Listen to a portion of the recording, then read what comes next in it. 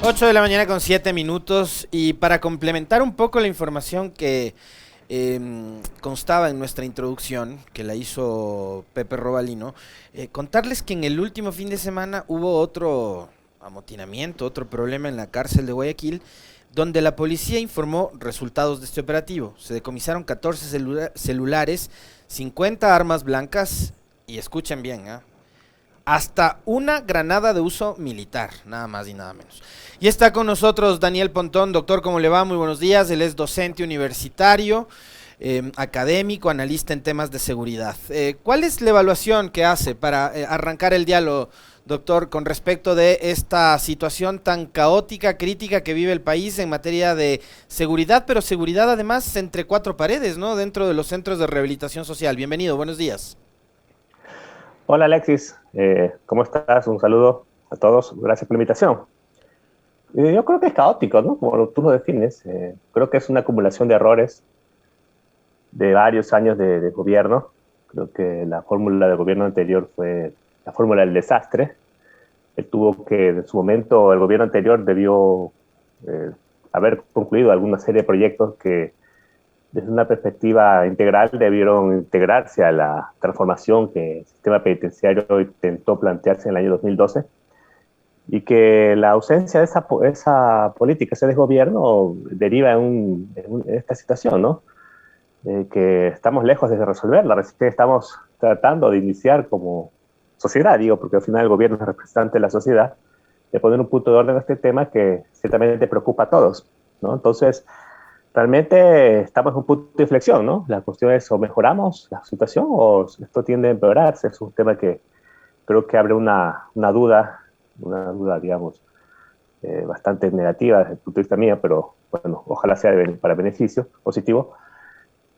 Que se vengan los cambios y se vuelva a recuperar el control de las cárceles y obviamente detrás de esto hay vidas humanas que están detrás, ¿no? Eso es un tema que hay que tener presente. Después de lo sucedido en junio, eh, el presidente Lasso toma la decisión de trasladarse hasta la Tacunga, conversa con el prefecto, conversa con su ministra de gobierno, con autoridades, decide nombrar a Fausto Cobo. Ya no vamos a hablar si es o no es la persona más adecuada, finalmente el hombre está al frente del SNAI, doctor, pero ahí se hace una serie de anuncios, ¿no?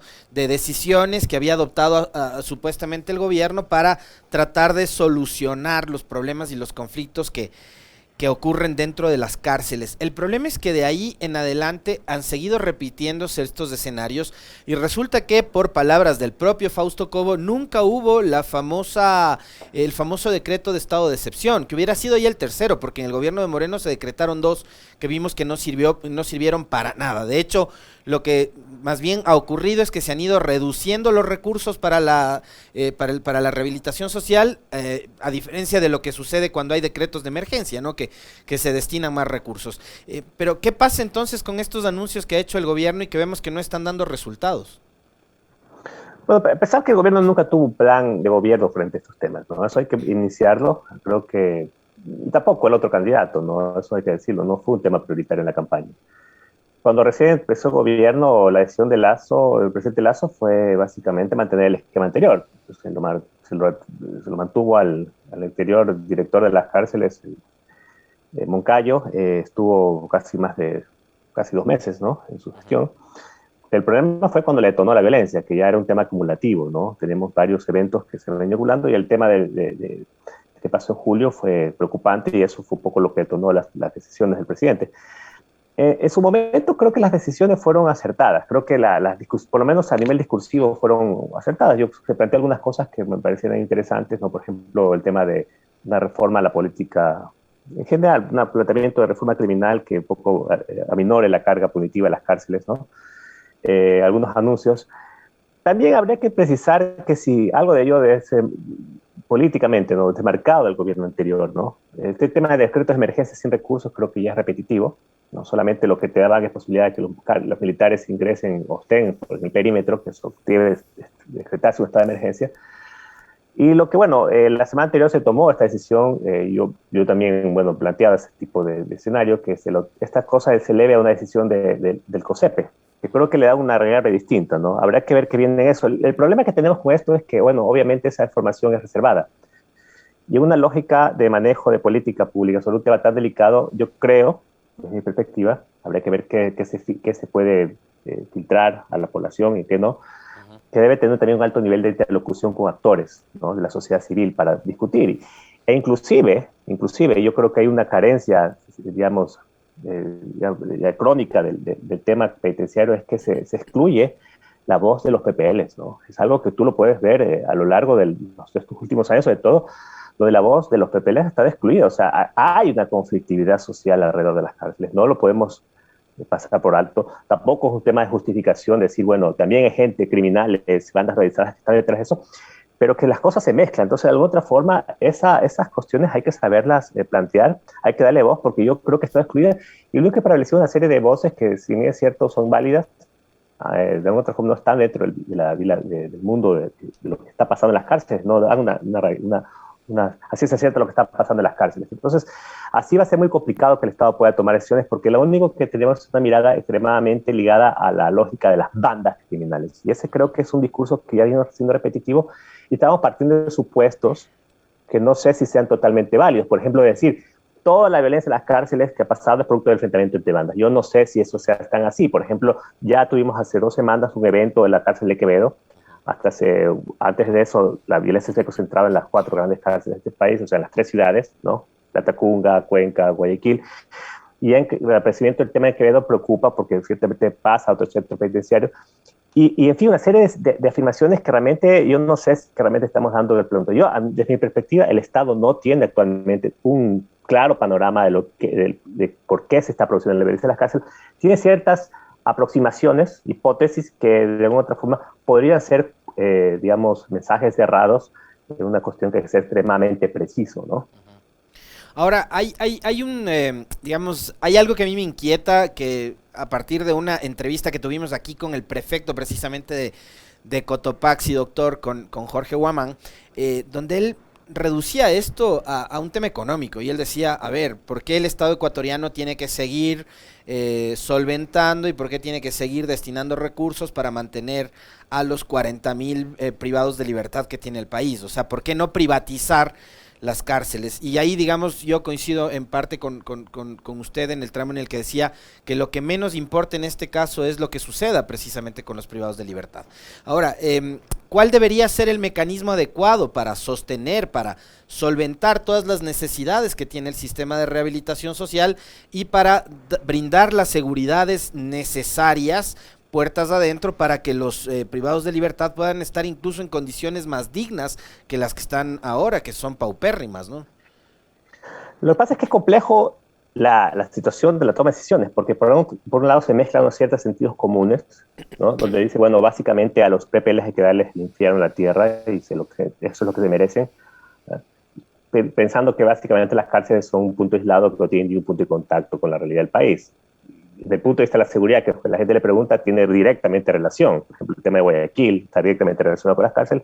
Y en fin, el tema social con las cárceles es un tema que realmente tiene raíces en la sociedad, ¿no? No es un tema que puede ser pasado por alto, ¿no? Desde esa perspectiva. Ahora, yo sí creo que el problema de los recursos es un problema, ¿no? El Estado básicamente desinvirtió en las cárceles. O sea, el recorte que tuvo el señor Moncayo fue abrupto. Realmente estuvo presa de unas circunstancias políticas. Yo no sé por qué el señor Moncayo se sostuvo en el poder, en ese puesto, cuando no tuvo recursos para trabajar. Tuvo una crisis sin precedente. Y con esos recursos, como que a mí me dice, bueno, hazte cargo de una familia y no puedo hacerme con problemas y no tengo trabajo, básicamente. La opción aquí, bueno, en este caso, como padre, tengo que hacerme cargo, pero en este caso él era una persona que podría haber renunciado. Yo no sé por qué no renunció, habrá que preguntarle sus motivos, pero actualmente yo le digo al coronel Cobo que sí, que eso no, los recursos no están ahí, no, él está pintado en la pared. El tema de las cárceles se soluciona con recursos, ¿sí? Porque lastimosamente la gestión pública, las prioridades se demuestran con la asignación correcta de recursos, y lo que hubo en los últimos años es un recorte irresponsable del Estado frente al tema. Sí, que puede ser inducido por todas estas visiones medias anacrónicas, la gente que cree que las presos se lo merecen lo peor de la tierra, el infierno, etcétera, etcétera. Sí, pero lastimosamente ha sido hacer política pública, por eso es que yo dije que el discurso del presidente Lasso fue hasta ese punto esperanzador frente al tema, porque sí marcó un punto de quiebre. Moreno, que era patear la pelota para adelante. Ahora, el tema aquí se viene el tema de cómo se gestionan los recursos, quién se hace cargo. A ver, el tema de la privatización de las cárceles, y no hay que partir una lógica ideológica, ¿no? Yo creo que las cárceles en sí es la visión más extrema del control social del Estado, ¿sí? Y por lo tanto, la cárcel es una forma de resolver conflictos sociales. Y desde la discusión, más ideológica, más neoliberal, digamos, las cárceles es responsabilidad del Estado. No creo que haya nadie o la seguridad en general. Dentro de eso están las cárceles. Ahora, que haya a nivel mundial algunos modelos que se han planteado esquemas privados de solución de las cárceles, la gestión de las cárceles, sí. No sé si han dado resultados. También es interesante plantearse cómo se han gestionado allá. El gran problema que tú tienes con las cárceles privadas es que lo que hace el Estado es delegar a una empresa, ¿no?, lo que son sus responsabilidades, porque yo no entiendo cuál sería el negocio de tener unas cárceles, ¿no? Más allá que el Estado te paga, porque si tú le vas a cobrar a los papeles por pagar en las cárceles, ya estamos en el último, el peor de los escenarios. Entonces, hay gente que dice, bueno, que hagamos las cárceles fábricas, o hagamos cárceles centros productivos. Por lo general no son buenos negocios, porque los papeles no son una buena maniobra, ¿sí? Entonces, lo que se queda es que el Estado traslade esos recursos a un sector privado. El problema ahí es que el sector privado es un negocio, y haría eso un negocio, y el problema ahí es que a ellos les interesaría que entre más papeles en vez de aminorarlos. Entonces ahí usted pierde también control de su política criminal. Ahora, también es cierto, en eso sí coincido con el coronel Cobo, que en los sistemas penitenciarios a nivel mundo, sobre todo los grandes sistemas penitenciarios, funcionan con una gran cantidad de servicios privados. Por ejemplo, el sistema de catering que tenía las cárceles, de comida, se trabaja a través de un sistema de catering, es privado. Bueno, hay autores que dicen, bueno, las cárceles ya están privatizadas porque la corrupción es privada y, bueno, eso es lo que funciona en las cárceles, es cierto. Pero, digamos, en el tema de provisión de servicios, sí, lo sustituye el sector privado. Y no sé si es el esquema de seguridad, porque no solo es el tema de vigilancia policial, militar o, bueno, los agentes de control, sino también una serie de dispositivos de tecnología, de información que un poco podría manejarse por el privado. Yo no le veo problema. Pero lo que sí detrás de esto es que debe haber un sistema claro de transparencia del Estado, primero como capacidad de regulación de ese tema, ¿no? Porque detrás de esto está la seguridad de las cárceles. Y también, obviamente, con todo el tema del manejo de los contratos, deben ser también transparentes, porque las cárceles, el problema es que son un epicentro de corrupción, ¿no?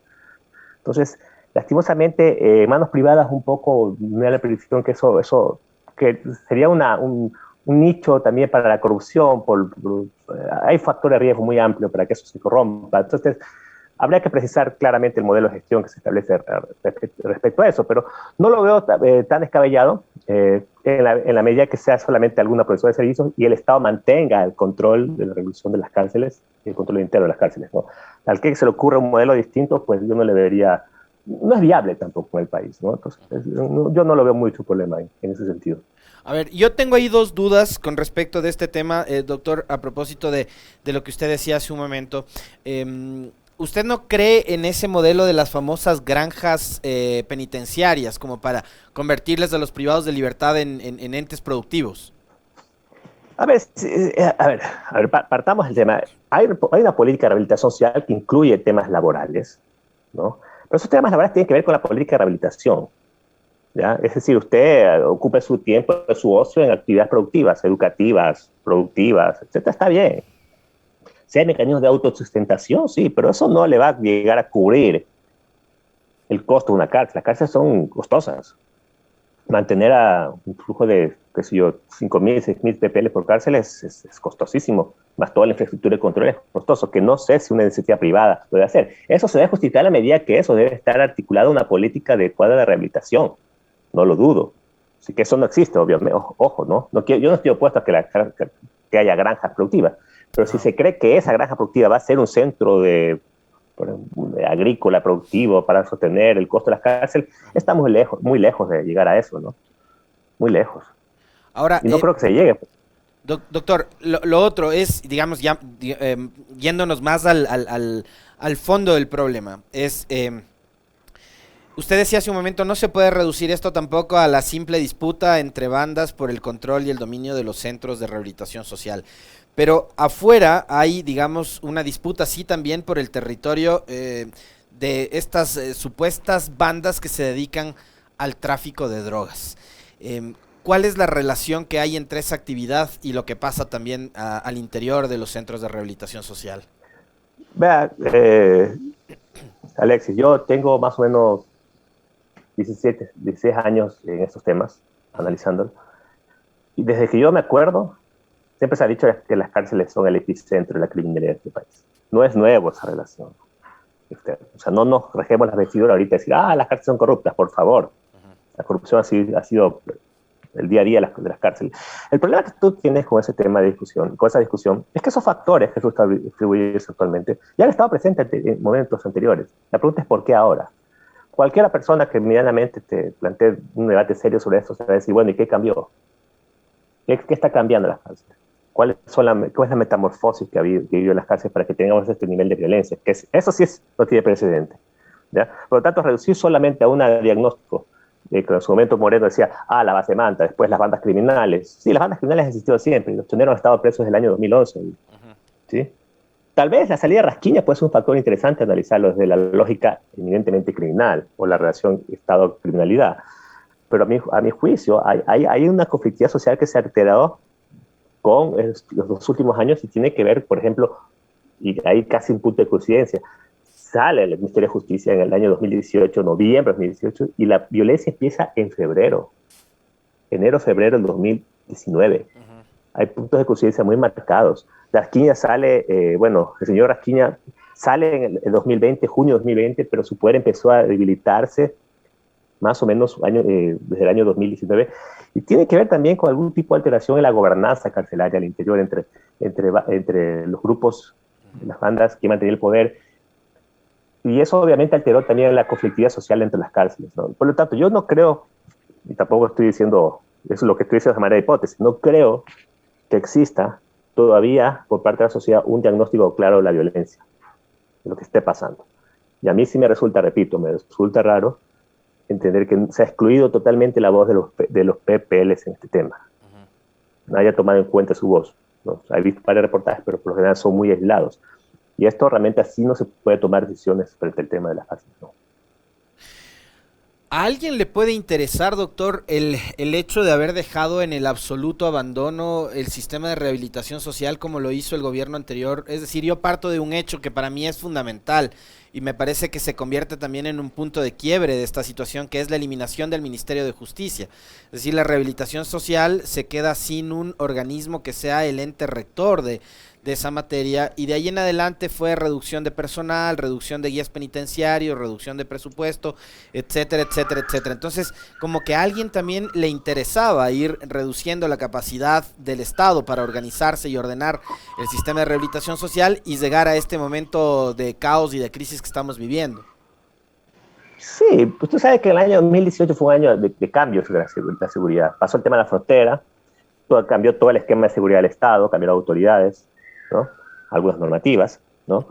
Y eso de alguna u otra forma también alteró. A mí, por ejemplo, me sorprende, por ejemplo, que en las cárceles exista, en el movimiento que hubo en el mes de julio, hubo un arma de grueso calibre que inclusive era de uso militar.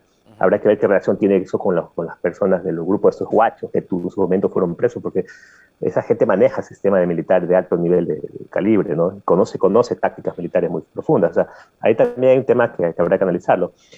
Pero desde el punto de vista ideológico, creo que el gobierno anterior, en el sentido de las cárceles, fue un tema eminentemente básico, ¿no? Básico de reducir el gasto público, y con eso es el modelo de salida.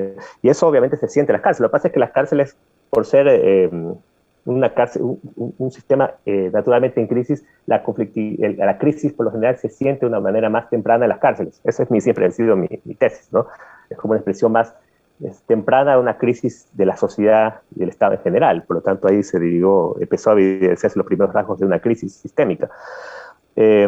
También inoperancia, ¿no? No se tomaron decisiones. El presidente Moreno lo que hacía era básicamente desentenderse del tema, pateaba para adelante, sabía que ya se iba.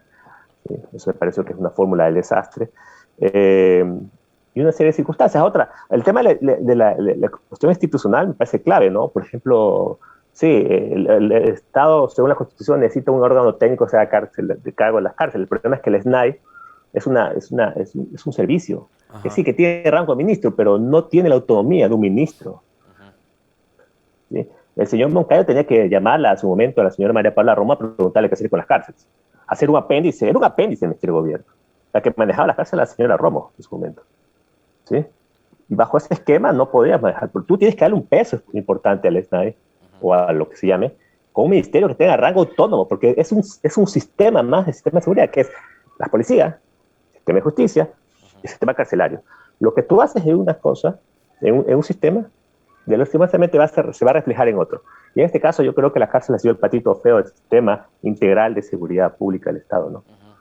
Tanto es así que, fíjese, doctor, resulta hasta anecdótico, ¿no? Cuando a la señora Romo le interpelaban por esta situación, ella decía, no es mi responsabilidad, ¿no? Y ahora la señora Alexandra Vela, que está al frente del Ministerio de Gobierno, ha dicho exactamente lo mismo que la señora Romo, no es mi responsabilidad. Entonces es como que acá este servicio, ¿no?, que es del SNAI, es un organismo que no tiene el peso que usted muy bien señala, y que está a la suerte de ver quién finalmente saca a dar la cara, ¿no? Porque no hay quien salga y diga, sí, yo estoy a cargo de esto. Alexis, pero tienen razón, no es responsabilidad de la policía. Claro. En este sentido, no es responsabilidad de la policía. Yo tengo relaciones con la policía, tú sabes. O sea, no hay una norma que establezca aquello. Está claro, ellos no son responsabilidad de la policía y por lo tanto no podemos poner a la policía a hacer algo que no han hecho nunca. O sea, han hecho el perímetro está en las cárceles, sí, pero no el tema ya del manejo, el día a día de las cárceles, que es donde está el problema, a nivel interno. No es su responsabilidad. Y ese ha sido el problema, que no es su responsabilidad, pero les ha tocado asumir, porque lo que existe es debilitar al tema de a las agentes de seguridad penitenciaria, los debilitaste, no generaste las condiciones para fortalecer ese servicio. Entonces, pues no te quejes. Si tú acabaste con ese proyecto, por ausencia de recursos, por lo que sea, y no le estás dando los recursos al Estado para trabajar con lo que tiene, y ojo, también implica una serie de cuestiones, de medidas, de tecnología, que ahorita el señor Cobo está diciendo que se lo haga por vía privada. Bueno, habrá que ver cómo se gestiona eso, pero el tema en estricto sentido es el tema de agentes de control carcelario. Si tú no fortaleciste ese servicio, no te quejes después. Y claro, no es responsabilidad de la policía, pero le toca a la policía, porque ¿quién más va a hacer? ¿Los militares? Entonces, estamos entre la espada y la pared como sociedad en esta lógica. Entonces, son malas decisiones gubernamentales, no hay que darse vuelta. O sea, sí, las cárceles no han sido una panacea, las cárceles han tenido miles de problemas históricamente, pero así como estamos ahorita, con este nivel de violencia no hemos tenido parangón histórico. Y eso no es producto de que nos cayó la Malinche o alguna desgracia divina, no, esto son decisiones gubernamentales, es un problema de ausencia política de Estado. Yo sí creo que es una buena decisión y una buena medida que el presidente Lasso haya elevado esta COSEP. El problema ahí que tenemos es que esa información no puede ser transparentada. Yo creo que hay que tener un nivel de diálogo con la sociedad e incluir la voz de los PPLs en el tema. Ha sido Doctor, para ir cerrando el diálogo y agradeciéndole además por la gentileza de haber aceptado esta invitación, preguntarle qué puede hacer la Asamblea desde sus competencias, el de legislar y sobre todo fiscalizar para saber qué es lo que finalmente va a pasar y ver cuáles son también sus expectativas con respecto de lo que pueda hacer Fausto Cobo al frente del SNAI. A ver, la Asamblea, es una buena pregunta. La Asamblea lo que tiene que hacer es, las leyes son importantes, pero ahí no me acuerdo quién hizo una reflexión que el peso de una ley frente al día a día es pequeño, ¿no? Yo creo que la política pública es lo que abre el cambio, ¿no? Las leyes complementan. Pero el tema fundamental es la capacidad de control, ¿no? La capacidad de fiscalización de la Asamblea, que se cumplan, ¿no? Que se cumplan los objetivos, las promesas, los planes que se establezcan respecto al tema. Un balance respecto al tema del uso de los recursos, ¿no? Eso es fundamental, Ahora, yo le hablo de expectativa, yo no quiero entrar en si es que el señor Cobo es no una persona adecuada, eso yo creo que no está para discutirlo aquí. Sin embargo, yo le hablo un beneficio todavía, ¿no? Creo que él está a cargo de un problema muy importante del país. Me parece que el discurso del presidente Lasso la vez pasada fue adecuado, ¿no? Marcó un punto de quiebre. La decisión de la COSEP me parece adecuada, pero habría que manejar un margen de tolerancia hasta cuándo esto vamos a permitir, porque la violencia sigue manteniéndose. Ya tuvimos esta semana un evento, ¿no? La semana pasada. Y siguen habiendo. Este fin de semana. Creo que Ayer hubo Sí, uno más. y anteriormente también hubo otro más, otro muerto. Creo que ahorita han activado un sistema de alertas tempranas, ¿no? Lastimosamente es un tema que habría que revisar también, que es el tema de la manejo de la información de inteligencia, ¿no? Es, por ejemplo, en la crisis de julio se tuvo un informe de inteligencia. Mi ministra lo relató. Lastimosamente eso no llegó a las autoridades. Y eso habría que ver qué está pasando ahí. Pero me parece que ahorita se ha activado y le permitió al Estado actuar de manera un poco más oportuna. Pero la violencia se va a seguir manteniendo, ¿no? Se va a seguir manteniendo. Esperemos que esto se logre minorar, porque el problema, si la violencia no se para en las cárceles, va a ser muy difícil que se pueda hacer correctivos más estructurales, ¿no? 8 de la mañana con 32 minutos. Le queremos agradecer al doctor Daniel Pontón, docente universitario, académico, analista en materia de seguridad, con quien hemos estado abordando esto que tanto nos preocupa, ¿no? Que es el de la crisis, este tema de la crisis penitenciaria en el país. Ojalá cuanto antes el gobierno destine los recursos, pero más allá de los recursos, que no son la solución para estos problemas, se tomen las decisiones y se adopten políticas adecuadas para poder solucionar estos graves problemas. Muchísimas gracias, doctor Pontón. Un fuerte abrazo. Gracias, Alexis, un gusto.